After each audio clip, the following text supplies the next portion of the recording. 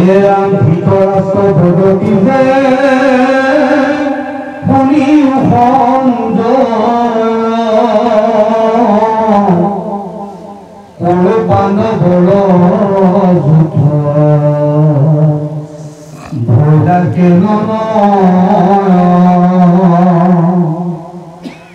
ভীষ্ম আদি কৰি হবে মহাৰথী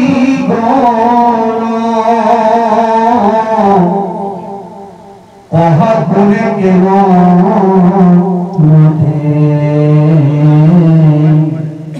পঢ়িলে কৰ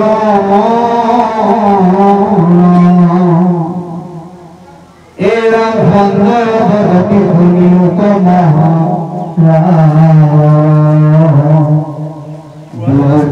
কুৰুক্ষেত্ৰে ভৈলাই কথা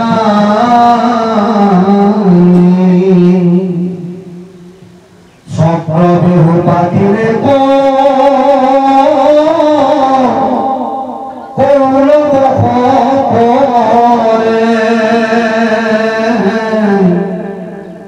সেনাৰ খবৰে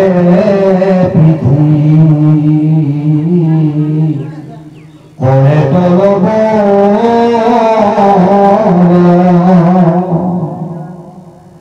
এৰা পাতিলা শপত বিহু পাণ্ডুৰ যেনা কোটি বাহু খোজ গাঁঠিবে খোজ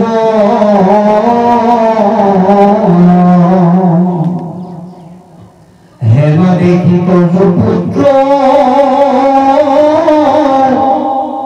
ৰাজা দুৰ্যোধন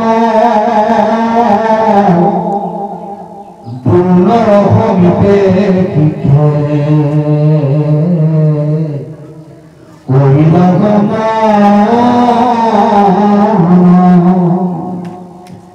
নমস্কাৰ কৰিবলে গুৰু ভগবান পাণ্ডৱৰ বিভূষণ দেহাত দেখা কেন ধন বড় বড় বীৰ ভীম অৰ্জুন সমান অখিখণ্ডী সাত্বিক ধৃত কৃষ্ণকে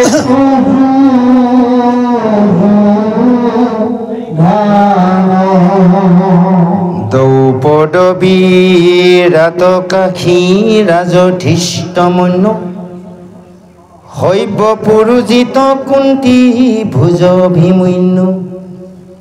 বিজয় বিকান্তৰপ ৰাজিত সিন্ধুপতি অশুবে গৌত্ৰমনিল সুভদ্ৰ সুমতি। জয় কৃষ্ণ। গীতাৰৰ প্ৰথম অধ্যায় বিষাদ যুগ। বিষাদ শব্দৰ অৰ্থ হৈছে দুখ। যেতিয়া কুৰুক্ষেত্ৰৰ ৰণত অৰ্জুনে সমস্ত নিজৰ পিতামহ ভীষ্ম গুৰু দ্ৰোণকে আদি কৰি সমস্ত পৰিয়ালৰ ভাতৃ বন্ধুসকলক দেখি যেতিয়া গাণ্ডিব পেলাই দিছিল মই যুদ্ধ নকৰোঁ বুলি, সেই অৰ্জুনৰ দুখৰ শব্দ অৰ্থকে দিছে প্ৰথম অধ্যায়ত বিষাদ যুগ অৰ্থাৎ দুখ। সেয়ে প্ৰথমতে কৈছে ধৃতৰাষ্ট্ৰই সঞ্জয়ক কৈছিল যে আমাৰ পৃথিৱীত প্ৰথম দূৰদৰ্শন কেন্দ্ৰ অৰ্থাৎ টিভি হৈছে সঞ্জয়। কাৰণ ধৃতৰাষ্ট্ৰ অন্ধ আছিল, তেওঁ একো দেখা নাপায়। সেই ধৃতৰাষ্ট্ৰৰ লগত বহি আছিল সঞ্জয়। কুৰুক্ষেত্ৰৰ ৰণত কি কি হৈছে সঞ্জয় সেইখন দিব্য জ্ঞান আছিল। সেই তেওঁ বহি থকা জেগাৰ পৰা বিশ্বব্ৰহ্মাণ্ডত কি হয় সকলো দেখা পায়। সেইকাৰণে ধৃতৰাষ্ট্ৰই সঞ্জয়ক সুধিছিল, হেৰৌ সঞ্জয়, তুমি কোৱা যে ভীষ্ম আদি কৰি মহাৰথীগণ কোনে কেনেভাৱে যুদ্ধ কৰিছে সেই কুৰুক্ষেত্ৰত তুমি কোৱা। তেতিয়া সঞ্জয় তাৰ পৰা নিখন কৰি কুৰুক্ষেত্ৰৰ সমস্ত দৰ্শন কৰি সেইজন ধৃতৰাষ্ট্ৰক কৈছিল যে সঞ্জয়ৰ বদতি শুনিও মহাৰাজ দুয়ো সেনা কুৰুক্ষেত্ৰে ভৰিলা এক ঠাই অৰ্থাৎ কৌৰৱ পাণ্ডৱ দুই পক্ষ কুৰুক্ষেত্ৰত একত্ৰিত হৈছে আৰু একত্ৰিত হয় তোমালোকৰ সেই দুৰ্যোধনকে কেন্দ্ৰ কৰি তোমালোকৰ কৌৰৱসকলে কি কৈছে চক্ৰবেহু পাতিছে আৰু সিফালে পাণ্ডৱসকলে সংকট বেহু পাতিছে দুই পক্ষই বেহু সাজিছে কৌৰৱ বেহু হ'ল চক্ৰবেহু পাণ্ডৱ বেহু হ'ল সংকট বেহু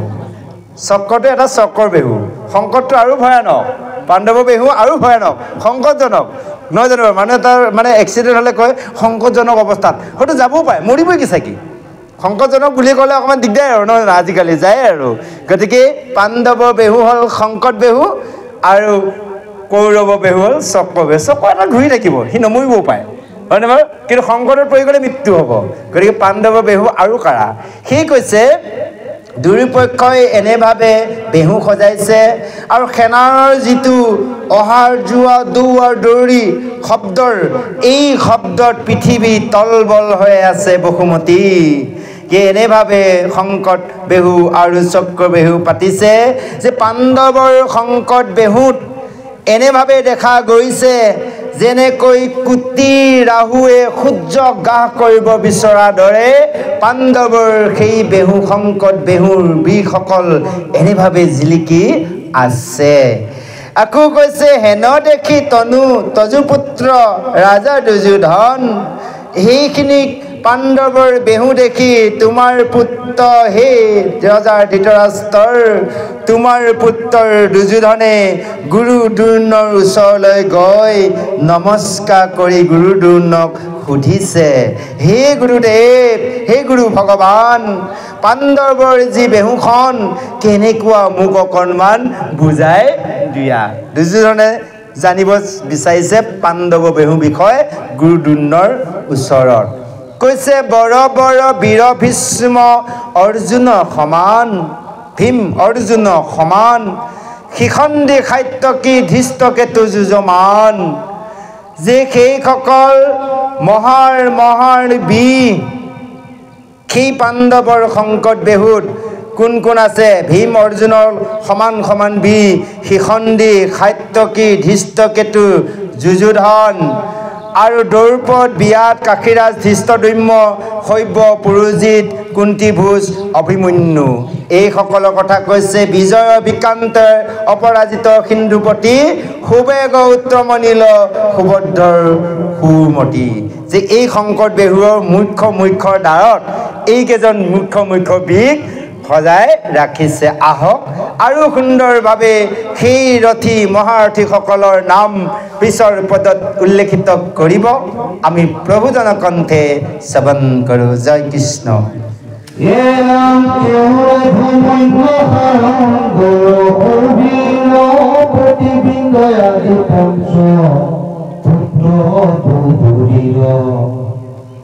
অতিৰথী মহাৰথী কঠোৰথী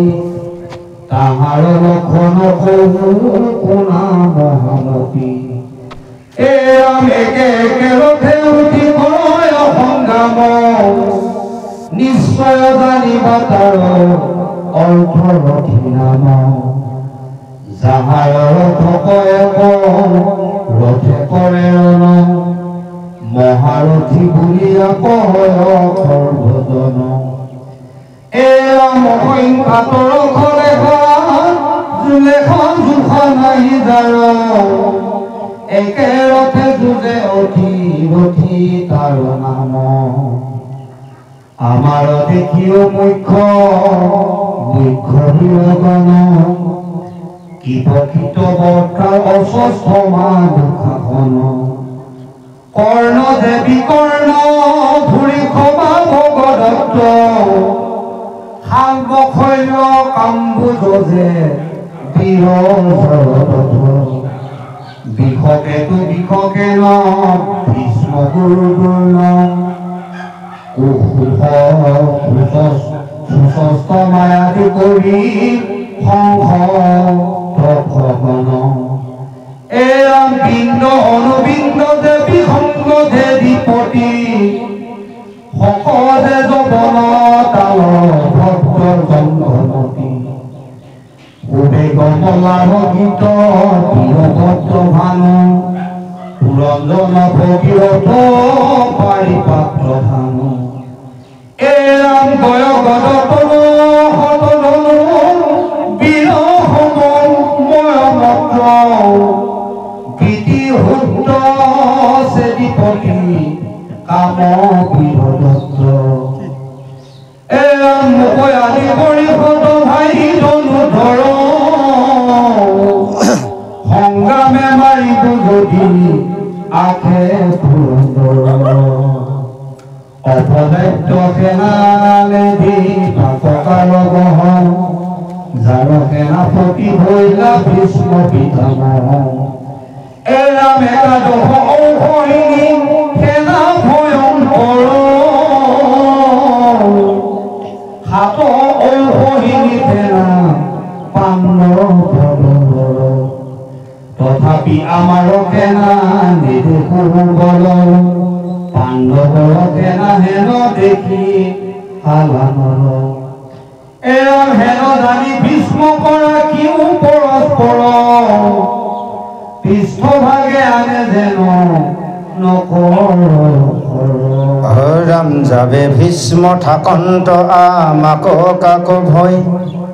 সবাৰে জীৱন ভীষ্ম জানি বাণী ছয় ভীষ্মকনি পতি কৰি লন্ত সাধু বাদৌ কৌতূহলে সেনাপতি কৰে সিংহ নাদ জয় কৃষ্ণ। এতিয়া উল্লেখিত কৰিছে যে এনেভাৱে সেইসকল বীৰ ইয়াতে উল্লেখিত কৰিছে যে আৰু উল্লেখিত কৰিছে যে অতিৰথী কৈছে কেকয় যুদ্ধমন্য সাংগৰ সৌবীৰ প্ৰতিবিন্দ আদি পঞ্চপুত্ৰ দ্ৰৌপদী যে এয়া হ'লে পঞ্চপাণ্ডৱৰ এইসকল তেওঁলোকৰ সংকট বেহুৱৰ মুখ্য দ্বাৰত থকা বীৰ।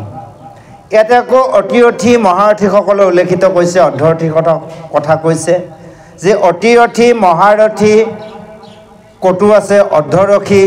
এইসকলৰ লক্ষণ সকল কথাৰ উল্লেখিত কৰিছে যে শুনক কৈছে একে একে ৰথে উঠি কৰে সংগ্ৰাম নিশ্চয় জানিবা তাৰ অৰ্ধৰথী নাম। এখন এখন ৰথতে উঠি যেতিয়া যুদ্ধ কৰে সেইসকলৰ নাম হৈছে অৰ্ধৰথী। সেইসকল বীৰ কথা কৈছে আৰু অৰ্ধৰথী বীৰ। আৰু হাজাৰ ৰথক এখন ৰথে অকলে ৰণ কৰে সেইজনৰ নাম হৈছে মহাৰথী। ৰথী মহাৰথী বুলি কয়। ধৰি ল'লোঁ এখনে ৰথ অৰ্জুনৰ ৰথখন অকলে হাজাৰ ৰথৰ লগত অৰ্জুনে অকলে যুদ্ধ কৰিছে তেতিয়া সেইজন হ'ল মহাৰথী। আৰু এখন ৰথতে উঠি যেতিয়া যুদ্ধ কৰে সেইসকলক কৈছে অৰ্ধৰথী। আকৌ কৈছে অসংখ্য ৰথ লেখা জোখা নাহি যাৰ একে ৰথে যুঁজে অতিৰথী তাৰ নাম তাৰ যে অসংখ্য ৰথ যাৰ লেখাৰ জোখা নাই এখন ৰথে অকলে যুদ্ধ কৰে তাৰ নাম হৈছে অতিৰথী। আকৌ কৈছে আমাৰো দেখিও মুখ্য বীৰগণ আজি দুৰ্যোধনে কৈছে যে শুনা আমাৰ বীৰসকল লেখা মুখ্য বীৰ কুপৰ কৃপভমা অশ্বস্তমা দুঃশাসন কৰ্ণ যে বিকৰ্ণ ভূৰিশ্ৰৱা ভগদত্ত শাল্ব শাল্য কম্বোজ জয়দত্ত বিষকেতু বিষসেন ভীষ্ম গুৰুদুন্ন সুধৰ্মাক আৰু সংসপ্তগণ এনেভাৱে কৈছে বিন্দু অনুবিন্দু বিসংগৰ সেধিপতি শক যৌৱন তালভদ্ৰ জংঘমতী সুবেক মল্লা কীতৰ বীৰভদ্ৰ ভানু পুৰঞ্জন ভগীৰথ পাৰিপাত্ৰ থানু গয়ে শতধনু ময়মত্ৰ বিতিসূত্ৰ সেধিপতি কাম বীৰদত্ত আৰু মই নিজে আছো। 100 ভাইৰ লগত আজি দুৰ্যোধনে কৈছে এনেভাৱে যদি পুৰন্দৰ ইন্দৰো আহে তেওঁকো যুদ্ধ কৰিব পৰা মোৰ শক্তি আছে। অপৰ্যন্তে সেনা লেখিও কাৰগ আৰু বাকী সেনাসকল লিখাৰ শক্তি নাই। যাৰ সেনাপতি আমাৰ পিতামহ ভীষ্ম ভয় খাব লগা নাই। অহংকাৰ ভাৱ আহি গ'ল দুৰ্যোধন যে কৈছে পিতামহ ভীষ্মৰ সেই হৈছে তেওঁ আমাৰ সেনাপতি আৰু আমাৰ হ'ল 11 অসৌহিণী সেনা, তেওঁলোকৰ কেৱল 7 অসৌহিণী সেনা। ভয় খাব লগা নাই। তথাপিতো আমাৰ সেনাৰ দেখিছোঁ অকণমান বল কম লাগে। ভয় খাব লগা নাই কাৰণ পাণ্ডৱৰ সেনাৰ দেখিছোঁ অলপ ভয়ানক যেই হওক কাৰণ আমাৰ পিতামহ ভীষ্মৰ যেতিয়া আছে ভয় খাব লগা নাই। যদিহে পিছফালৰ পৰা পিতামহ ভীষ্মক কোনেও আঘাত নকৰে তেনেহ'লে সেইজন ভীষ্ম সন্মুখত যুঁজ দি জয় হোৱা কাৰো খাদ্য শক্তি নাই। আজি দুৰ্যোধনে এনেভাৱে অহংকাৰ কৰিছে যে সেই দুৰ্যোধনৰ অহংকাৰ ভাৱবোৰ আমাৰ লগত আছে।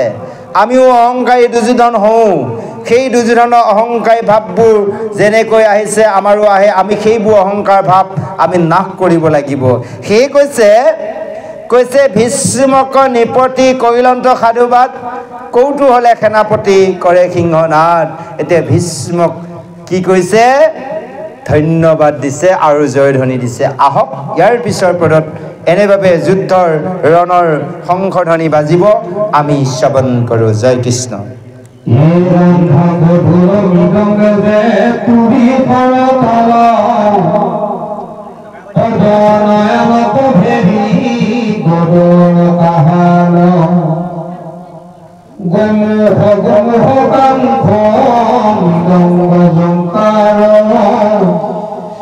ৰাম বিনবঙ্কি যে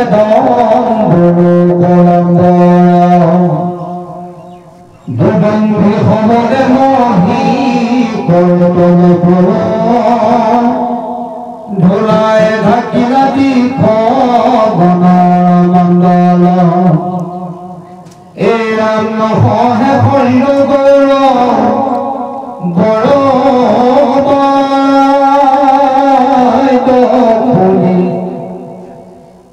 একেবাৰে পণ্ড দেখো লীলা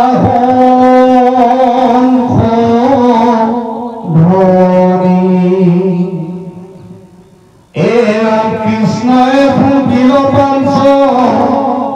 জৈন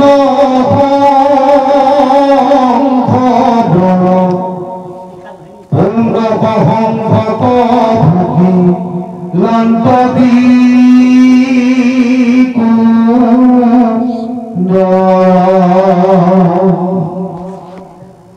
যুধিষ্ঠিৰে বাইৰা শংখ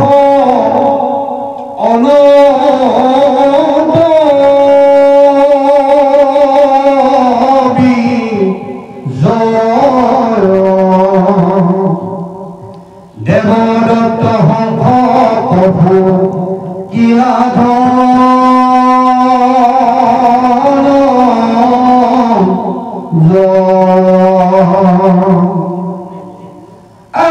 নতুনে বজালা শংখ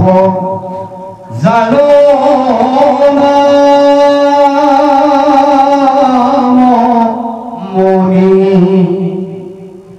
পুষ্পক শংখ দেৱে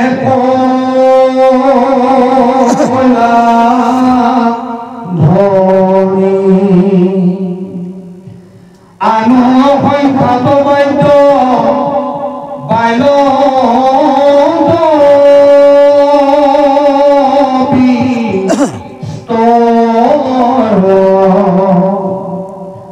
বাদ্য শুনি হিৰি কম্প ভৈলা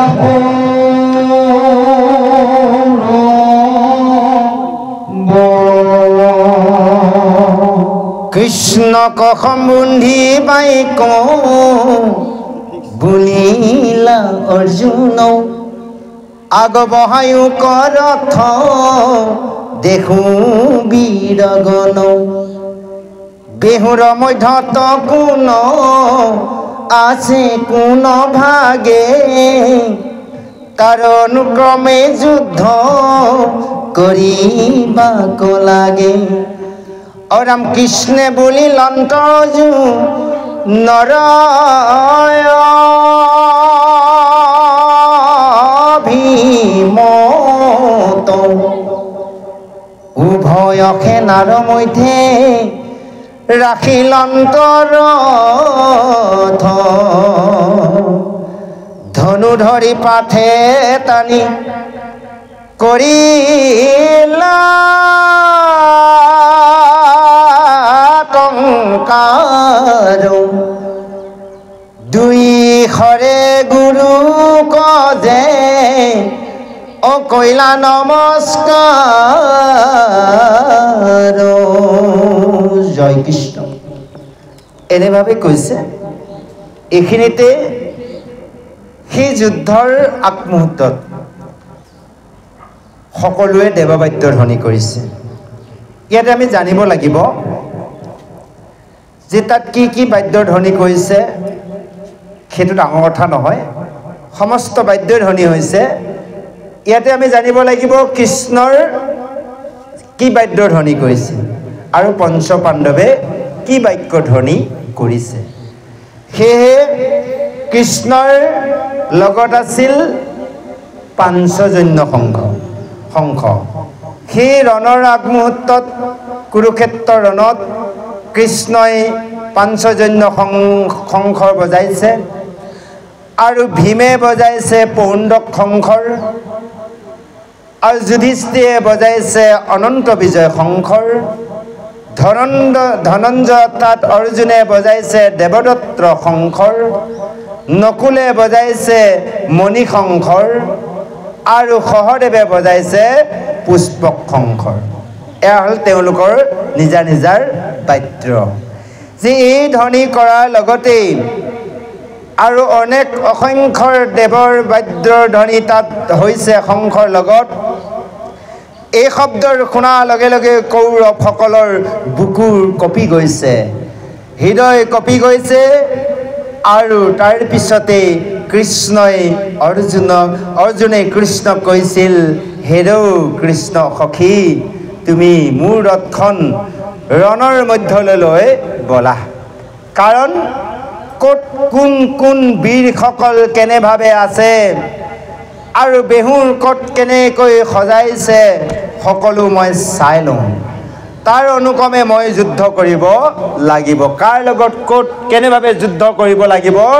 সেইকাৰণে অৰ্জুনে কৃষ্ণক কৈছিল হেৰৌ সখী তুমি প্ৰথমে মোৰ ৰথখন কুৰুক্ষেত্ৰৰ ৰণৰ মধ্যত এপাক ঘূৰোৱা মই গোটেই ৰণভূমিখন চাই লওঁ কোনে ক'ত কি বেহু সাজিছে কোন বীৰ কোন জাগা স্থিতি হৈ আছে কাৰ লগত কেনেভাৱে যুদ্ধ কৰিব লাগিব মই এবাৰ চাই লওঁ তেতিয়া কৃষ্ণে বুজিল অন্তৰ অৰ্জুনৰ ভীমত কৃষ্ণই বুজি পাই গ'ল অৰ্জুনৰ মনোভাৱ লগে লগে উভয় সেনাৰ মাজত নি অৰ্জুনৰ ৰথ কৃষ্ণই ৰাখি দিলে তেতিয়াৰ সেই উভয় সেনাৰ কৌৰৱৰ মধ্যত নি ৰথ ৰাখি দিয়াৰ লগে লগে সকলো ফালে চকু ফুৱাই চাই অৰ্জুনে গান্ধিব ধৰি তোনৰ পৰা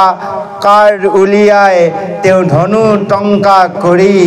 পোনপ্ৰথমে গুৰু দ্ৰোণাচাৰ্যক প্ৰণাম জনাইছে এপাত কাৰ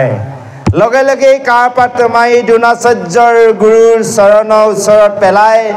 দিয়াৰ লগে লগে গুৰু দ্ৰোণাচাৰ্যই গম পাই গ'ল যে মোৰ শিষ্যই মোৰ পৰা আশীৰ্বাদ বিচাৰিছে যে এই যে অৰ্জুনে আশীৰ্বাদ বিচাৰিলে এতিয়াতো কৌৰৱৰ বিপক্ষে পাণ্ডৱ যুঁজিব অৰ্জুন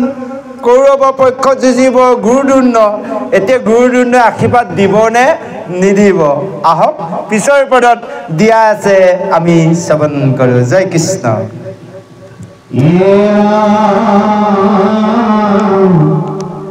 গুৰু শৰণে পৰি গ'লা ঘৰ দৌলে বোলে অৰ্জুন বিজয় হ'ল কটোৰ বেহু মধ্যে অৰ্জুনবে সন্ত গয়া বসে অজৰে বান্ধৱ বন্ধু যুদ্ধ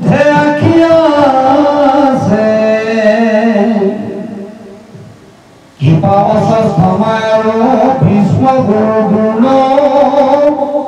কৰ্ণয়াদি শত ভাই ৰাজাৰ ধন ভাবি পুত নাতি খুৰা খাইল যে বাচুন অসখৰ ভাগিন সখী অয়াপুনাৰ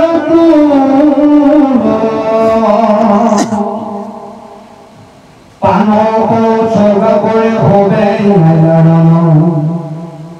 তাকে দেখি কোকাগুল ভয়ন্ত অৰ্জুনে দুৰন্ত কৃষ্ণ শুনা কি পাম অবন্ধুগণ দেখি নহে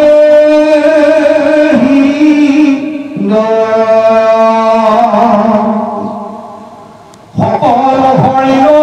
কম্পি লুমখি হস্তৰ গান্ধীব ধনু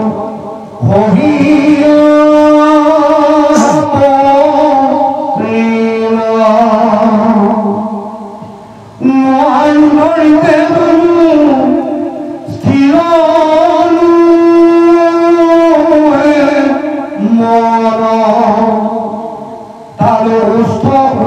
মুখে অনহয়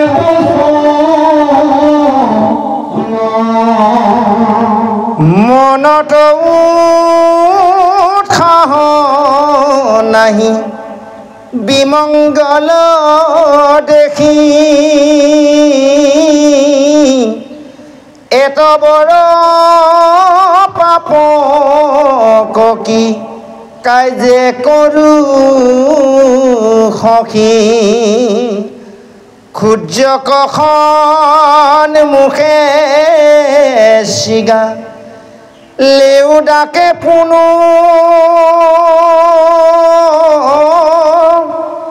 উভয়কে নাৰ উপৰত ভম সগুণ জয় কৃষ্ণ। এতিয়া এনে ভাবি যেতিয়াৰ অৰ্জুনে এপাত খাৰ মানে কাৰ মাৰি গুৰুৰ চৰণত যেতিয়া প্ৰণাম জনায় সেই দ্ৰোণাচাৰ্যৰ দ্ৰোণ গুৰুৱে অৰ্জুনক কেৱল আশীৰ্বাদ দিছিল বিজয় হোৱা। চাওক জয় হ'বলৈ দিয়ে দিলে, আশীৰ্বাদটো দি লয়। তেওঁ যদি পৰাজয় কৰিব বিচাৰে গুৰুৱে কৃপা কৰাৰ পিছত কাৰোবাৰ ৰক্ষা আছে লগে লগে জয় হওক বুলি আশীৰ্বাদ দিলে। আৰু তাৰপিছতে সেই অৰ্জুনৰ ৰত্নী কৃষ্ণই বেহুবোৰ দেখালে, সকলোবোৰ চাই দেখিছে অৰ্জুনে গোটেই বান্ধৱসকল যুদ্ধলৈ আহিছে। কৃপৰ, অশ্বত্থামা আৰু ভীষ্ম, গুৰু দ্ৰোণ, কৰ্ণকে আদি কৰি 100জন ভাই দুৰ্যোধনৰ সৈতে ভাতৃ পুত্ৰ নাতি খুৰা খোলালি হয়নে মামাক শহু ভাগিন সখী গোটেইবিলাক আহিছে। অৰ্জুনে দেখিছে বা গোটেই সবাই দেখোন মৰিবৰ কাৰণে আহিছে, ইয়াত পাণ উৎসৰ্গা দিব আহিছে। এই সবাক দেখি অৰ্জুনৰ বেয়া লাগিছে। সেই অৰ্জুনে দেখি অৰ্জুনে কৃষ্ণক কৈছে, হে শুনা কৃপা মই বন্ধুগণক দেখি মোৰ দেখোন হৃদয়ে সহ্য কৰিব পৰা নাই। কেনেকৈ যুদ্ধ কৰোঁ এইসকলৰ লগত? এইসকল ভাতৃ খুৰা হয়নে ভাই ভাতৃসকল গোটেই গুৰু দ্ৰোণ পিতামহ ভীষ্ম, নাই নাই এইসকলৰ লগত মই যুদ্ধ কৰিব নোৱাৰোঁ, মোৰ হৃদয়ে নকয়। সকলো সৰিহ কম্পিল লোমশিহৰ ইল, হস্তৰ গান্ধী ধনু খহিও পৰিল। যে গাৰ শিয়ৰি উঠিছে অৰ্জুনৰ, নোম খাৰা হৈ গৈছে আৰু হাতৰ গান্ধীবৰ ৰথত পৰি গৈছে। বন্ধুবৰ্গক দেখি কৈছে, নোৱাৰো ধৰিতে ধনু স্থিৰ নোহে মন। যে মই আৰু ধনু ধৰিব গান্ধীবৰ ধৰিব নোৱাৰোঁ, মোৰ মন স্থিৰ নহয়। সেয়ে এনেভাৱে অৰ্জুনে কৃষ্ণক কৈছে আৰু তেওঁ উঠমুখ শুকাই গৈছে অৰ্জুনৰ। বন্ধুবৰ্গক দেখি মনত উৎসাহ নাহি বিমংগল দেখি এত বড় পাপক কি কাৰ্যে কৰোঁ সখী। কৈছে মনত কোনো উৎসাহ নাই, মই কেৱল বিমংগলে দেখিছোঁ। হে সখী, ইমান ডাঙৰ পাপ মই কেনেকৈ কৰোঁ? কাৰণ ভাই ভাতৃসকলক বধ কৰিব লাগিব, মই ইমান ডাঙৰ পাপ কাম কৰিব নোৱাৰোঁ। যেনেকৈ সূৰ্যৰ সন্মুখক সূৰ্যক দেখি শিয়ালে সূৰ্যটোক দেখি চিঞৰি থকাৰ দৰে আজি উভয় সেনাৰ মধ্যত সেই অৰ্জুনেও তেনেভাৱে এতিয়া কান্দিবলৈ লৈছে। আহক, এই অৰ্জুনৰ দুখ দেখি কৃষ্ণই বা কি উপদেশ দিয়ে? নে যুদ্ধ কৰিব নালাগিব বুলিহে কয়, নে যুদ্ধ কৰিবলৈ কয়? আহক, ইয়াৰ পিছৰ পদত সুন্দৰভাৱে দিয়া আছে, আমি শ্ৰৱণ কৰোঁ। জয় কৃষ্ণ। মংগল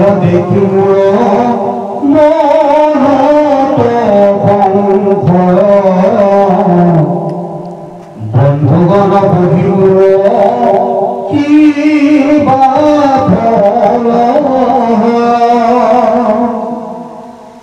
যদি ভয়ে দিব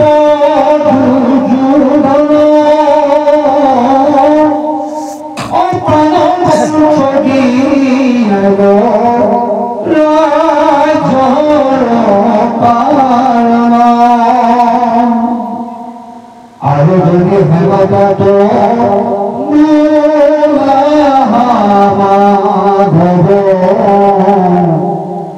স্নেহ নবধিলে তুমি বধিবে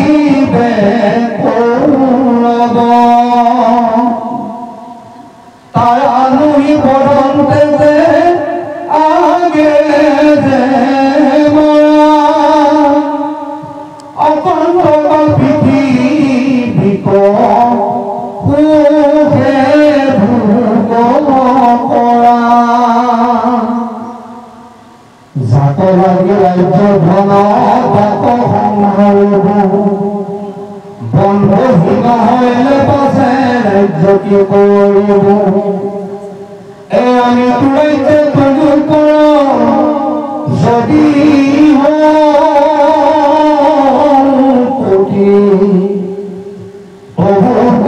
বন্ধু বধ অনপৰি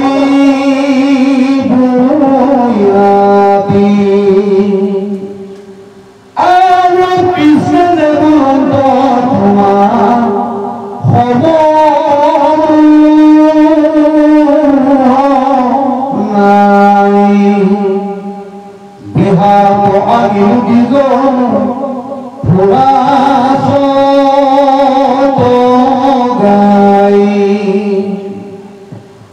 সত্য ধৰ্ম জানি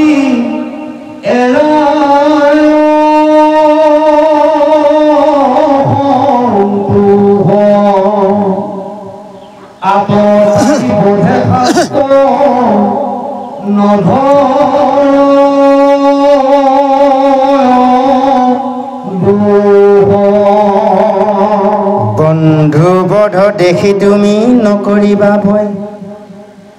যিটো আততাৰি তাৰ শুনিও নিৰ্ণয়। আৰম্ভলে ঢল লবে বান্ধি অগ্নি দিয়া মাৰে, চলে বিষদে যিটো ক্ষেত্ৰদ্বাৰা হৰে। অস্ত্ৰ শস্ত্ৰ ধৰি বধি বাকোৱা খেদাই, এহি ছয় প্ৰকাৰ বুলয় আততাই। সম্পত্তি বধিবে লাগি আখে আগবাহি, ৰাজ্য ধন তোমাৰ পূৰ্বতে লৈলা কাহি। জয় কৃষ্ণ। এতিয়া এনেভাৱে কৈছে যে এই বিমংগল দেখি মোৰ মন দেখোন সংশয় নাই, আৰু বন্ধুগণক বধি মই কি ফল হ'ব, কি লাভ হ'ব? আজি কুৰুক্ষেত্ৰ মধ্যত গান্ধীব পেলাই সেই ৰথত কৃষ্ণৰ আগত অৰ্জুনে কৈ আছে যে এই বন্ধুবৰ্গক বধ কৰি মোৰ কি লাভ হ'ব? যদি বোলা ভয়ে ৰাজ্য দিবু দুৰ্যোধন, প্ৰাণ কৌশকী আইল ৰাজ্যৰ কাৰণ। যদি কোৱা বোলে ভয়ৰ দুৰ্যোধনে ৰাজ্য দিব, প্ৰাণ উৎসৰ্গা কৰিব, নহ'লে কি কাৰণেনো আহিছে? হয়নে নহয় বাৰু? যুদ্ধ কৰিব আহিছে, দুৰ্যোধনে ক'ত ৰাজ্য দিব? লাগিলে হয়তো মোক মাৰিব, নহ'লে মৰিব, এনেকৈহে আহিছে। সেইকাৰণে কৈছে আৰু তাতো যদি হেন বোলাহা মাধৱ আৰু যদি কোৱা হে মাধৱ হে প্ৰভু চিনেহে নবধিলে তুমি বধিব কৌৰৱ তুমি যদি বধ নকৰা তেতিয়াহ'লে তোমালোকক কৌৰৱে তোমাক বধ কৰিব তাৰা নাহি বধন্তে যে তুমি আগে মাৰা অকণ্টাক পৃথিৱীৰ সুখে ভোগ কৰা যে তেওঁলোকে কৌৰৱে মাৰা আগত তুমি আগতে মাৰা এই কথাটো যদি কোৱা তাৰপিছত তুমি যদি কোৱা বোলে এই পৃথিৱীখন তুমি ভোগ কৰা ইয়াৰ অৰ্থত মই কওঁ শুনা যাক লাগে ৰাজ্য ধন তাহাক সংহৰিব বন্ধুহীন হ'লে পাছে ৰাজ্য কি কৰিব হয়নে বাৰু যি ৰাজ্যৰ কাৰণে গোটেই বন্ধুবৰ্গ মিতিৰ কুটুম্বক মাৰি শেষ কৰিম আৰু তাৰপিছত ৰাজ্যখন পালে মই কি কৰিম মোৰ যদি বন্ধুবৰ্গ মিতিৰ কুটুম্ব প্ৰজাই নাথাকে তে মোৰ ৰজা হৈ কি লাভ আজি নিজে নিজে প্ৰশ্ন কৰি নিজে নিজে উত্তৰটো দি আছে মানে কৃষ্ণক অৰ্জুনে কাৰণ এইবোৰ হ'ল আমাৰ মনুষ্যসকলৰ মনোসংশয় আজি যে এই কুৰুক্ষেত্ৰ ৰণ এতিয়া বন্ধুবৰ্গ ভাতৃ হয়নে বাৰু সকলো বধ কৰা সেইবিলাক আমাৰ ঘৰ এই পৰিয়ালৰ ভাই ককাক বধ কৰা কথা কোৱা নাই এয়া হ'লে ধৰ্মক্ষেত্ৰ কুৰুক্ষেত্ৰ নিজৰ লগত থকা ধৰ্ম অধৰ্ম এই ধৰ্ম যুদ্ধত অৰ্থাৎ পাণ্ডৱ হ'ল ধৰ্ম কৌৰৱ হ'ল অধৰ্ম আমাৰ লগত ধৰ্ম আৰু অধৰ্ম দুই পক্ষ আছে সেইকাৰণে আমি ধৰ্ম দুই পক্ষৰ মধ্যত ভগৱন্ত কৃষ্ণ আছে ৰথৰ সাৰথী অৰ্জুন হয় যেনেকৈ যে এই কৃষ্ণৰ ৰথৰ সাৰথী জীৱক সাৰথী কৰি আমাৰ লগত থকা অধৰ্মবোৰ আমি নাশ কৰিব লাগিব নাশ কৰি এইখন ৰাজ্য আমি ভোগ কৰিব লাগিব আমি এতিয়া ধৰ্ম অধৰ্মৰ মধ্যত ৰাজ্যখন ভোগ কৰিছোঁ সেইকাৰণে ৰাতিপুৱাৰ পৰা গধূলিলৈ কৰ্ম কৰোঁতে বিষয়ে থাকোঁতে বিষ কোপত দুখৰ টেনশ্যনতে থাকিব লাগে হয়নে বাৰু কাৰণ আমি অধৰ্মক নাশ কৰিব পৰা নাই কঁকালৰ বিষ কিবা বিষ ইত্যাদি কৰ্ম কৰি ফল নোপোৱা তাৰো দুখ সেইটো বিষটো আৰু ডাঙৰ বিষ গতিকে এই অধৰ্মক নাশ কৰাটোৱে হৈছে কুৰুক্ষেত্ৰ ৰণ সেইকাৰণে ক্ষেত্ৰজ্ঞ বুলি কৈছে যে ক্ষেত্ৰ হৈছে আমাৰ এই দেহটো জীৱ হৈছে ক্ষেত্ৰজ্ঞ গতিকে দেহটোত এইখন কুৰুক্ষেত্ৰ ৰণ এয়া অধৰ্ম যুদ্ধ আজি বুজাই আছে সেইকাৰণে কৈছে যদি তুমি বধ নকৰা তোমাক বধ কৰিব কাৰণ যদি আমি অধৰ্মক নাশ কৰিব নোৱাৰোঁ লগত দেখিব এদিন আমাৰ লগত থকা ধৰ্মটো শেষ হৈ যাব বুঢ়া কালত হ'লেও কয় নহয় মানুহে এই বুঢ়া হৈছে বোলে প্ৰকৃতি লৈছে বুলি কয় ইয়াৰ অৰ্থ সেইটোৱে কাৰণ আমি মানে যৌৱন অৱস্থাৰ পৰাই যেতিয়া আমি অধৰ্মক নাশ কৰিব পৰা নাই বুঢ়া কালত ক'ত পাৰিম অলস অৱস্থা নোৱাৰোঁ গতিকে সেইকাৰণে উঠন বয়সৰ পৰা আমি অধৰ্মবোৰক অলপকৈ নাশ কৰা দমন কৰি নাশ কৰা ব্যৱস্থা কৰিব লাগিব এতিয়া অৰ্জুনে কোৱাৰ অৰ্থ হৈছে এইটো যদি মোৰ লগত থকা ৰিপুসকলক মই বধ কৰি নাশ কৰোঁ হয়নে এই ইন্দ্ৰিয়সকলক শেষেই কৰি দিওঁ তেতিয়াহ'লে দেহটো থকাৰ কি কাৰণ আছে ৰাজ্যখন কি অৰ্থ আছে অৰ্থাৎ এইটো কোৱা নাই দমন কৰা কথাহে কৈ আছে অৰ্থাৎ কৃষ্ণক নিবেদন কৰিব লাগিব আহক ইয়াৰ পিছত এনেভাৱে বুজাইছে কৈছে কৃষ্ণে উত্তৰ দিছে এতিয়া কৃষ্ণই অৰ্জুনক কৈছে বোলে শুনা পাৰ্থৰ তোমাক মই কওঁ শুনা যে ক্ষত্ৰিয়সকলৰ ধৰ্ম হৈছে কেৱল যুদ্ধ কৰা সেইকাৰণে শুনা আততায়ীক বধ কৰিলে কোনো দুখ নধৰে আততায়ী বুজিছে যেতিয়া আপুনি বিপদত পৰিছে তেওঁ বধ নকৰিলে আপুনি বাচিব নোৱাৰে হয়নে বাৰু সেইটো আততায়ীক বধ তাত কিন্তু গীতাই কৈছে এইটো দুখ নহয় ইয়াত দুখ হ'ব নোৱাৰে এতিয়া আমাৰ মানুহে কয় বোলে অমুকটো বস্তু নামাৰিব আৰে বিপদত পৰিছে নহ'লে আপোনাক খাই মাৰে এতিয়া আপুনি এটাঙন দি হ'লেও বাচি আহিব লাগিব টাঙনটো দিলে হয়তো সি মৰিবও পাৰে ডাঙৰ কথা নহয় এতিয়াতো সাপ এটা আপোনাৰ খেদি আহিলে কথা সাপটো মাৰিব নালাগে খেদি আহিলে আপুনি সেইটো সেই বুলি সাপটো খাক বুলি পেলাই ক'ব নেকি এটাঙন দিবও লাগিব এটাঙন দিলে হয়তো সাপটো মৰি যাব পাৰে আৰু মাৰি পেলাই বিষ ৰাখিব নোৱাৰে এটা উদাহৰণ দিছোঁ কিন্তু সেয়া কৈছে আততায়ী বধ আৰু কৈছে এনেভাৱেই কৈছে বন্ধু বধৰ দেখি তুমি নকৰিবা ভয় যিটো আততায়ী তাৰ শুনিও নিৰ্ণয় বন্ধু বধ কৰা বুলি তুমি ভয় নাখাবা যিসকল আততায়ী তাৰ মই নিৰ্ণয়টো তোমাক বুজাই দিওঁ যে আততায়ী এইসকলক বুলি কৈছে আপোনাৰ ধন কোনোবাই চলে বোলে কাঢ়ি লৈছে আপোনাৰ মাটি বাৰী কাঢ়ি লৈছে তাক যদি সেইজন আততায়ী বুলিছে তাক যদি আপুনি কিবা ক্ষতি কৰে সেইটোত কিন্তু এই গীতাই আজি শাস্ত্ৰই পাপ বুলি কোৱা নাই বা দুখ বেয়া বুলি কোৱা নাই সেই কথাটো কৈছে আৰু যদি কোনোবাই কাৰোবাক ঘৰত জুই লগাই মৰাৰ ব্যৱস্থা কৰিছে ক'ৰবাত বিষ খুৱাই মৰাৰ ব্যৱস্থা কৰিছে সেইসকলক বধ কৰাটো আততায়ী বধ ইয়াত কোনো দুখ নহয় বুলি শাস্ত্ৰই কৈছে শাস্ত্ৰ অস্ত্ৰ শস্ত্ৰ ধৰি বধিবা কৰা আশে ধাই এহি 6 প্ৰকাৰৰ বোলে আততায়ী যে 6 প্ৰকাৰৰ আততায়ী আছে আৰু যদি কোনোবা অস্ত্ৰ শস্ত্ৰ লৈ আপোনাক মাৰিব আছে সেই বুলি আপুনি ভকত হ'ল বুলি পিঠিখন পাতি দিব নেকি মাৰক বুলি একেঘাই ডিঙিটো চাই দিব বাচিবৰ কাৰণে তাক প্ৰটেকশ্যন দিব লাগিব। আপুনি নামাৰিব পাৰে, তাক প্ৰটেকশ্যন দিব যাওঁতে তেওঁ নিজৰ অস্ত্ৰই নিজৰ গাত লাগি যাব পাৰে, হয়নে বাৰু? গতিকে এই কথাটো বুজাই দিছে। সেই বুলি আকৌ গীতাই কৈছে বুলি ভকত হ'লোঁ বুলি লাখতিডাল দাখলৈ ঘূৰি ফুৰিম, সেইটো কথা কোৱা নাই, হয়নে বাৰু? এই কথাটোকে কৈছে 6 প্ৰকাৰৰ আততায়ী। সেই আততায়ীসকলক যদি ক্ষতিসাধন কৰা যায়, সেইকাৰণে আৰু নাৰদী পুৰাণতো লিখিছে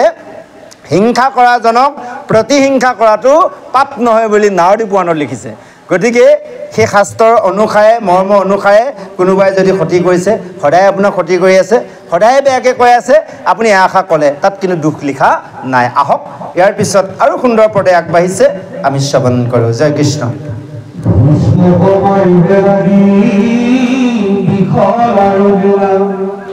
দ্ৰৌপদীৰ বস্ত্ৰ লৈতে সভাৰ মাজে নীলা,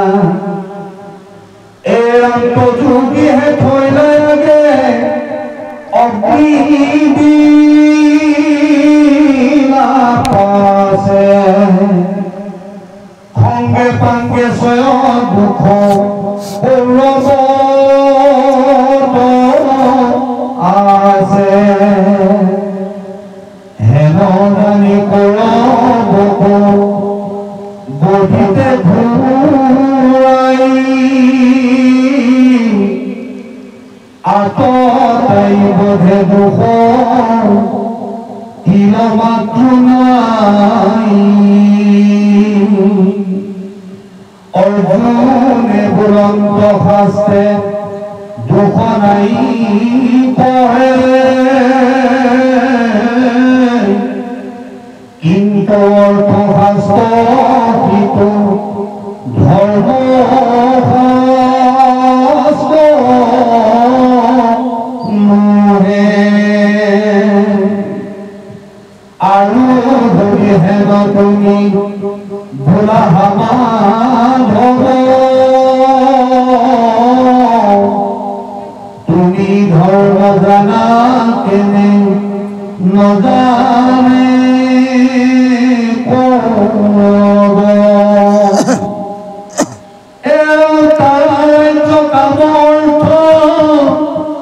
লোভে বুদ্ধি হল, মই কে নজানি প্ৰভু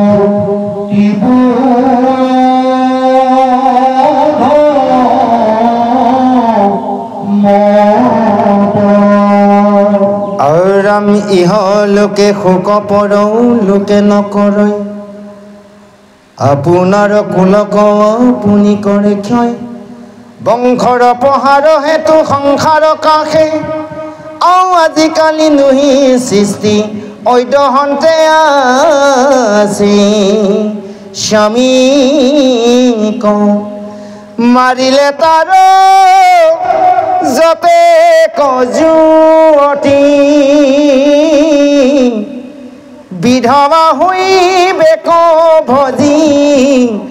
বেক উপপতি, সন্ততি সন্তান তাৰ হৈবে অথন্তৰ, জাতি নষ্ট ভৈলে হৈবে বৰ্ণত শংকৰ। জয় কৃষ্ণ। এতিয়া কৃষ্ণই অৰ্জুনক কৈছে, হে অৰ্জুন, হে সখী শুনা, যে এনেভাৱে কৌৰৱসকলৰ 6 প্ৰকাৰৰ আততায়ী দুখ আছে, তেওঁলোকক বধ কৰা তোমাৰ দুখ নহয়, কাৰণ তেওঁলোকে তোমালোকৰ সম্পত্তি আগতে কাঢ়ি লৈ থৈছে, আৰু তাৰপিছত তোমাৰ ৰাজ্যধন লোৱাটো ল'লেই। ইয়াৰ আগত ভীমক মাৰিবলৈ বিশলাও দিছিল, তাৰপিছত দ্ৰৌপদীক সভাৰ মাজত বস্ত্ৰ হৰণ কৰি, তাৰপিছত তোমালোকক সি জতুগৃহত অগ্নি সংযোগ কৰি পুৰি মাৰিব বিচাৰিছিল। যে এই সাংগু পাংগে কৰি 6টা দুখ কৌৰৱ আছে, সেইকাৰণে তুমি কি কৰা, এই কথাখিনি জানি কৌৰৱক বধ কৰোৱা, তোমাৰ অকণমানো তিলমাত্ৰ দুখ নহয়। এই কথাখিনি শুনাৰ লগে লগে অৰ্জুনে কৃষ্ণক কৈছে বোলে, হে সখী, হে প্ৰভু, কিন্তু শুনা, তুমি যি কৈছা এয়া হ'ল অৰ্থশাস্ত্ৰ, ধৰ্মশাস্ত্ৰ কিন্তু নহয়। আজি অৰ্জুনে কৃষ্ণক কৈছে অৰ্থশাস্ত্ৰহে তুমি মুখে মুখে কৈছা কোনোখন ধৰ্মশাস্ত্ৰত লিখা নাই তেতিয়া এই কথাখিনি কৈছে অৰ্থশাস্ত্ৰ কৈছে তুমি শুনাৰ অৰ্থশাস্ত্ৰ এয়া ধৰ্মশাস্ত্ৰ নুহে আৰু যদি হেন তুমি বোলাহা মাধৱ আৰু যদি ক'ব বিচৰা হে মাধৱ হে বান্ধৱ তুমি ধৰ্ম জানা কৌৰৱে কি নাজানে নেকি হয়নে বাৰু হে মাধৱ তুমি যদি ক'ব বিচৰা যে হে অৰ্জুন তুমি হে ধৰ্ম জানা কৌৰৱে নাজানে নেকি ইয়াৰ উত্তৰত শুনা তাৰা ৰাজ্য কাম অৰ্থ লোভে বুদ্ধি হত মই কেন জানি প্ৰৱৰ্তিবি অধৰ্মত সেইসকলে কি হৈছে ধৰ্ম কি কয় ধৰ্ম নাজানে কৌৰৱে কাৰণ তেওঁলোকে ৰাজ্যৰ মানে টকা পইচা লোভতে তেওঁলোকৰ বুদ্ধি নাগ হ'ল সেইকাৰণে তেওঁলোকে অধৰ্ম কৰ্ম কৰিছে কৈছে ইহলোকে সুখ পৰলোকে নৰক হয় আপোনাৰ কুলক আপুনি কৰে কৰো ক্ষয় যে নিজৰ কুলক যদি নিজে ধ্বংস কৰা যায় এই কুলতটো অধৰ্ম কি কয় এই দুখ হ'বই আৰু পৰলোকত নৰকত যাব লাগিব যিসকলে নিজৰ কুল ধ্বংস কৰে এয়া কথা আজিকালি নহয় সেই কৈছে যে শুনাৰ যদি এনেভাৱে যুদ্ধ কৰি সেইসকলক বধ কৰা যায় তেতিয়া এইসকল মৰি গ'লে তেওঁলোকৰ ভাইজাসকল বিধৱা হ'ব আৰু সেই বিধৱা হোৱাৰ লগে লগে সেইসকলে ওপৰ প্ৰতি ভজিব অৰ্থাৎ অইনক স্বামীবৰণ কৰিব আৰু যেতিয়া আনক স্বামীবৰণ কৰিব তেওঁলোকৰ সেই স্বামীবৰণৰ মাধ্যমে যি সতি সন্ততি হ'ব সেইসকল অথন্ত হ'ব আৰু জাতি নষ্ট হৈ গ'লে বৰ্ণসংক হ'ব এইখিনি বৰ্ণসংকৰ কথা অকণমান আমি চমুতে পাতোঁ সেইকাৰণে আগত কি আছিলে আপোনাৰ জানে আমাৰ বিশেষকৈ আমি নিজে জীৱনত পাই আছোঁ সৰু অৱস্থাৰ পৰা দেউতাহঁতৰ মুখত শুনিছিলোঁ যে এইটো অমুক জাতি দেই একদম তাৰ সিহঁতৰ লগত মাত কথা হ'ব পাৰিবি কিন্তু ছোৱালী ল'ৰাৰ ক্ষেত্ৰত বিবাহ ক্ষেত্ৰত একেবাৰে নহ'ব বুলি কয় কিয় নহ'ব আমি নাজানো আৰু শাস্ত্ৰ মাধ্যমে জানিছোঁ বৰ্ণসংকৰ হয় বৰ্ণসংকৰ হ'লে সমস্যা আছে যদি একান্ত আমি ভক্ত হ'ব পাৰোঁ তেতিয়া বৰ্ণসংকৰলৈ আমাৰ ভাবিব লগা নাই যদি আমি সকলোতে একান্ত ভক্তি কৰি বৈকুণ্ঠ যাব নোৱাৰোঁ আকৌ যদি জন্ম মৃত্যু চক্ৰত আহিব লাগে পুণ্য ফলত স্বৰ্গত যাম ডাঙৰ সমস্যা হ'ব বৰ্ণসংকৰ যদি পুত্ৰ নাতিসকলৰ যদি বৰ্ণসংকৰ হৈ থাকে সমস্যা হৈ যাব সেইকাৰণে কৈছে কেনেকৈ কৈছে বৰ্ণসংকৰ কেনেকৈ হয় যেতিয়াৰ ধৰি ল'লোঁ আজিকালিতো চলিছে ক'বলৈ ভয় লাগে কাৰণ শাস্ত্ৰৰ বেদৰ কথা আলোচনা কৰিম কাৰণ নোকোৱাৰ কাৰণে নজনাৰ কাৰণে লোকসকলে কৰি আছে হয়নে বাৰু ধৰি ল'লোঁ আমাৰ এখেতলোকৰ নাথ সম্প্ৰদায় আৰু আমাৰ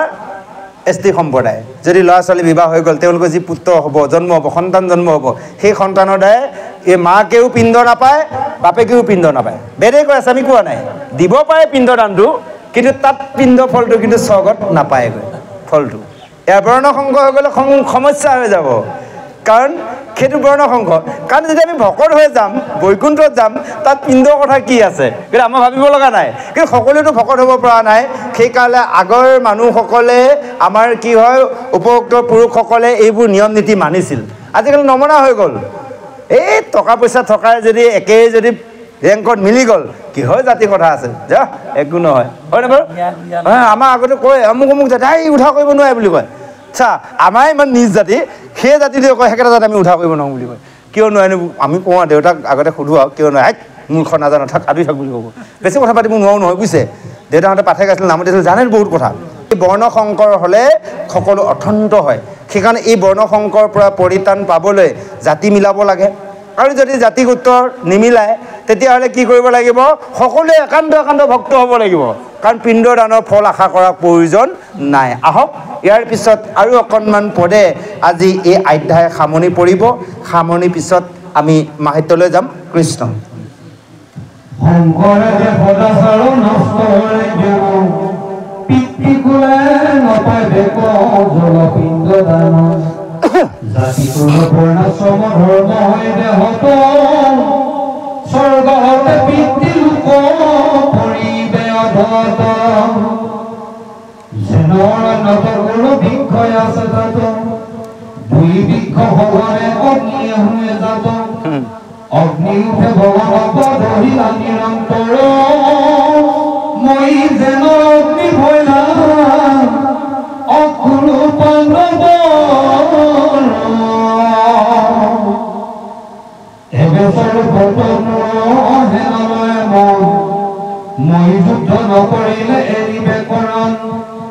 অস্ত এইলা তো যদি কমাৰে তথাপিতো হবে বধিতে নাপাৰে এই বলে অৰ্জুনে এৰিলা ধ্বংস বখিয়া ৰখিয়া বীৰৰ ওপৰ এম সঞ্জয় গতি শুনা নিপতি প্ৰধান প্ৰথম অধ্যায়ৰ কথা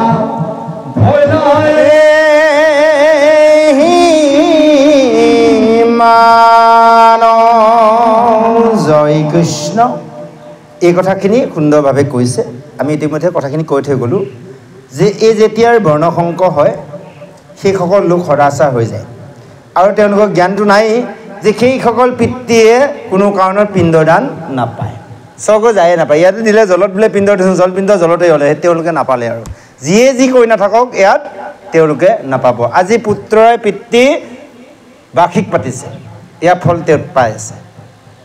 কাৰণ আগতে ঠিকমতে হৈ আছে কৰ্মবোৰ, আজিকালি তই যদি খেলি মেলি হৈ যায় নাপাব, কিন্তু ইয়াত পাতি থাকিব পাৰে, লাখ লাখ টকা খৰচ কৰিব, এয়া ভাগ যোগ এটাও নাপাব। সেই ভাগ কৰি কৰি পিতৃৰ নামত দি আছে, এটাও নাপায়, তাত আধাতে শেষ হ'ব। গম পালেনে? এয়া শাস্ত্ৰই কৈছে, পটকে ভাগি কৈছে শংকৰে যে সদাচাৰ নষ্ট কৰে জ্ঞান, পিতৃলোকে নপাইলে ক জলপিণ্ড দান, জাতি কুলৰ বৰ্ণাশ্ৰমৰ ধৰ্ম হৈবে হত, স্বৰ্গ হন্তে পিতৃলোক পৰিবে অধৰত, অৰ্থাৎ নৰকলৈ যাব লাগিব। তে পুত্ৰ জন্ম দি থৈ যায়, এয়াহে গতি। ডাঙৰ সমস্যা এটা দিছে ইয়াত। কৈছে যেনেকৈ অৰণ্যত দুজোবাৰ বৃক্ষৰ যেতিয়াৰ ঘৰণি খাই খাই লাগি থাকে, তাৰপৰা জুই সৃষ্টি হয়, অগ্নি সৃষ্টি হয়, আৰু সেই অগ্নি দ্বাৰা সমস্ত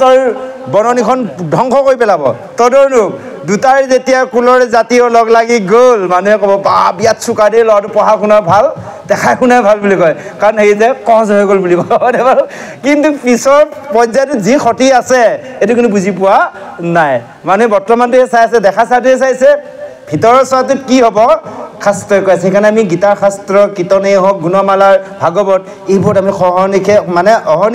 সঘনে এসাধু সংগত থাকি শ্ৰৱণ কীৰ্তন কৰিব লাগে। সেয়ে কৈছে যে এনেভাৱে কৈছে, অগ্নি উঠাৰ লগে লগে সমস্ত দহি নাশ কৰিব, সেই পুত্ৰসকলৰ দ্বাৰাই সমস্ত কুল ধ্বংস কৰি পেলাব, কুলৰ কোনো অস্তিত্ব নাথাকিব। সেয়ে কৈছে যে আজি অৰ্জুনে কৈছে যে শুনাৰ কৈছে, অগ্নি উঠি বনক দহি নিৰন্তৰ, সেনেভাৱে অগ্নিয়ে বনখনক ধ্বংস কৰিব। আৰু মই যেন অগ্নি হৈলোঁ কুৰু পাণ্ডৱ, যেনেবা মই কুৰু পাণ্ডৱ অগ্নি হ'লোঁ আৰু আজি নিজকে নিজে আজি অৰ্জুনে কৃষ্ণক কৈ আছে যে সেইজনৰ দ্বাৰা ধ্বংস হ'ব। গতিকে মই যেনেবা আজি হ'লোৱে, মই আছোঁ আৰু। গতিকে এবে স্বৰূপত মোৰ হেন লবে মন, এই কথাখিনি মোৰ মনত আহিছে। মই যুদ্ধ নকৰিলে এই বেকৰ ৰণ, যে মই যুদ্ধ নকৰিলে কি চাগি ৰণ নকৰিবই, এৰিবই। অৰ্জুনে ভাবিছে মনত আৰু যে মই যুদ্ধ নকৰিলে পাণ্ডৱৰ লগত কৌৰৱে যুদ্ধ নকৰিবই, অস্ত্ৰ শস্ত্ৰ নধৰিলে যদি মোক মাৰে, তথাপিতো মোৰ ৰাজ্য বধিতে নপাৰে। যে অস্ত্ৰ শস্ত্ৰ নধৰিলেও যদি মোক মাৰে, তথাপিতো মোৰ ৰাজ্যৰ লগত কোনো কথা নাই। কৈছে এহি বুলি অৰ্জুনে এৰিলা ধনুষৰ, বসিয়া ৰহিলা বীৰ ৰথৰ ওপৰ, এনেভাৱে অৰ্জুনে ধনুষ এৰি ৰণ মধ্যত ৰথৰ ওপৰত বহি পৰিল হে ৰাজাৰ ধৃতৰাষ্ট্ৰ, এনেভাৱে সঞ্জয়ে আজি ধৃতৰাষ্ট্ৰক কোৱাৰ চলেৰে আমাক সমস্তক ক'লে। আৰু গীতাৰ প্ৰথম অধ্যায় ইমানতে সমাপ্তি ঘটিছে। এইখিনিতে কবি গোবিন্দ মিশ্ৰই অকণমান আমাৰ সমস্ত জনলৈ উপদেশ আগবঢ়াইছে। আহক উপদেশখন শ্ৰৱণ কৰি আমি পুনৰ গীতাৰ মাহাত্ম্যলৈ যাম। আহক আমি উপদেশ শ্ৰৱণ কৰোঁ। জয় কৃষ্ণ।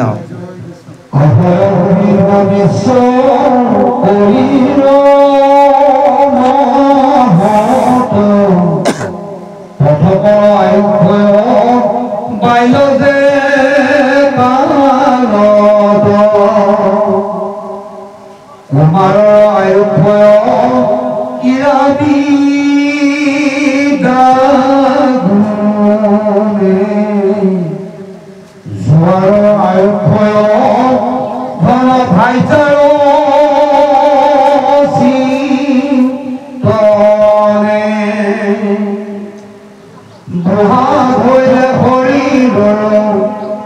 বলরে যাই যেন ধানে অগ্ন অন্ন খাই নিদিলে নখাই এমতে আয়ু অন্ধ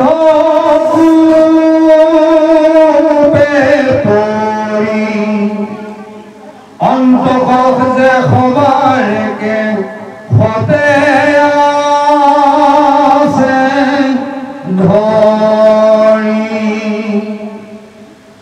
দন্ত হবেকে হপকে চকুনে দেখ এনো বাদুহত থাকি জীবা কবান স্নেহ করতে বিশ্রামতে পড়ি থাকে ঘরে ভাইজা পত্রে পড়তে নতু হয়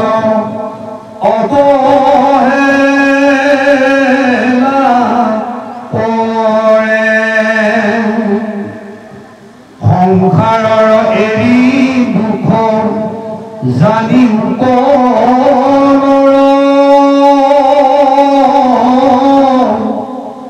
হৰি ভজা হৰি পাৱে শিক্ষে বিলম্ব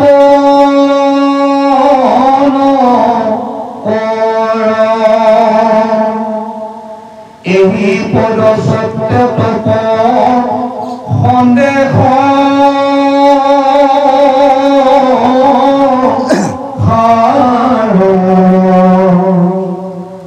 राम कृष्ण बुली भव संसार तो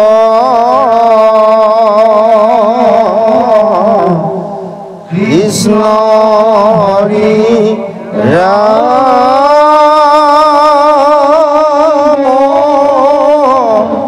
राम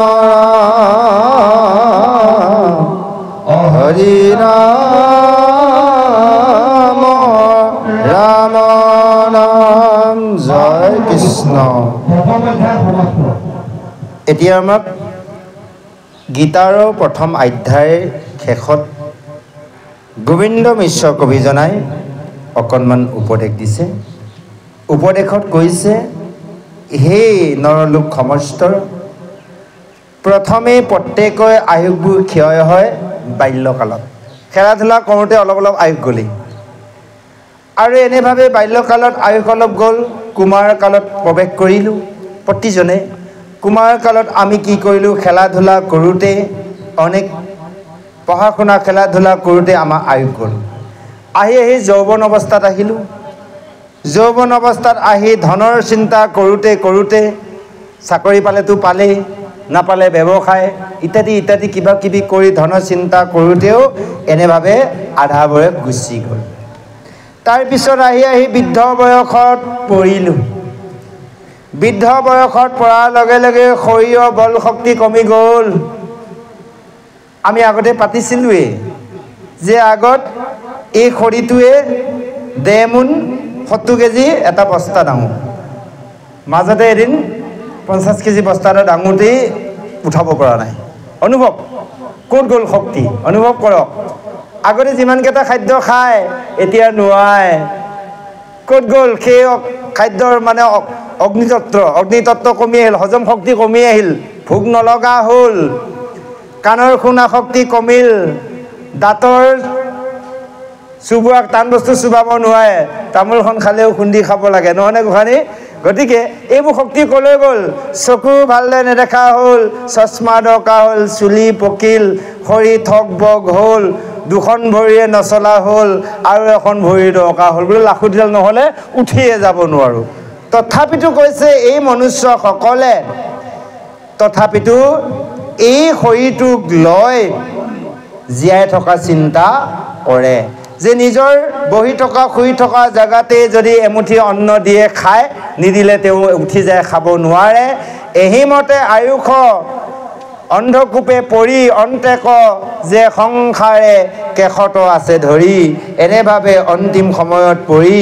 সেই অন্ধকূপত অন্ধকাৰত থাকি লোকসকলে এনেভাৱে কৰ্ম কৰে কেশত অৰ্থাৎ চুলিত আইটো যে চুলিত ধৰি আছে এই দিয়াৰ লগে লগে টুপুককৈ গৈ নৰকত পৰিব লাগিব তাৰমানে এটা গাঁতৰ ওপৰত ওলোমাইহে থৈ দিছে আমাক আমি প্ৰত্যেকে ওলমি আছোঁ কিন্তু কাল মানে সময় কেশত ধৰি আছে যেনে তেনে আছে এই দিলে গ'ল বোলে অমুকা গ'লেও আজি অমুকত বোলে গৈ থাকোঁতে বাইকে এক্সিডেণ্টতে মৰিল বোলে অমুকে গ'ল ধৰি আছিলে এই দিলে গ'ল গম পালেনে এইবিলাক আমি বুজি ল'ব লাগিব অনুভৱ কৰিব লাগিব সেইকাৰণে কৈছে দাঁত খৰিল চুলি পকিল চকুৰে নেদেখা হ'ল তথাপিতো এই জীৱটোক লয় এইটো বিস্তামুক্ত শৰীৰটোতে জীয়াই থকা চিন্তা কৰে এনেকুৱা কৈছে স্নেহে সূত্ৰে বিস্তামুতে পৰি থাকে ঘৰে ভাইজাপুতে নুপুষয় অৱহেলা কৰে সংসাৰৰ এহি দুখ জানিয়া নৰ ভজা হৰি পাৱে শীঘ্ৰে বিলম্ব নকৰ যে এনেভাৱে যেতিয়া বয়স হোৱাৰ লগে লগে কি হ'ব বিচনাতে খোজ পেচাব কৰি লেটি বেটি হৈ থাকিব লাগিব বাকী সকলে আৰু গুৰুত্ব নিদিয়ে নিজৰ ভাইজাগৰাকীও নিদিয়ে শাস্ত্ৰই কৈছে পুত্ৰক চিনিবা বিবাহ পিছত ভাইজাক চিনিবাৰ বৃদ্ধৰ কালত এনেইতো বৰ মৰম বৃদ্ধ বুঢ়াটো দেখিবা মানে থাক সেইফালে মনে মনে থাক বুলি ক'ব একো ক'ব নোৱাৰে আপুনি একো ক'বই নোৱাৰে বহা জাগৰ পৰাই যাব নোৱাৰে আইসকলে নাভাবিব আকৌ তেনেকৈ কিন্তু আপোনালোকৰ কথা আমি কোৱা মানে শাস্ত্ৰই কৈ আছে কিন্তু আপোনালোককো কৰি আছে কোনে ল'ৰা ছোৱালী কোৱা নাই জানো দুই পক্ষকে কৰি আছে বুঢ়া বুঢ়ী কাৰো ৰক্ষা নাই সকলোকে কৰিব সেইকাৰণে সদায় আহ্বান কৰি আছোঁ বিভিন্ন অনুষ্ঠানত কওঁ যে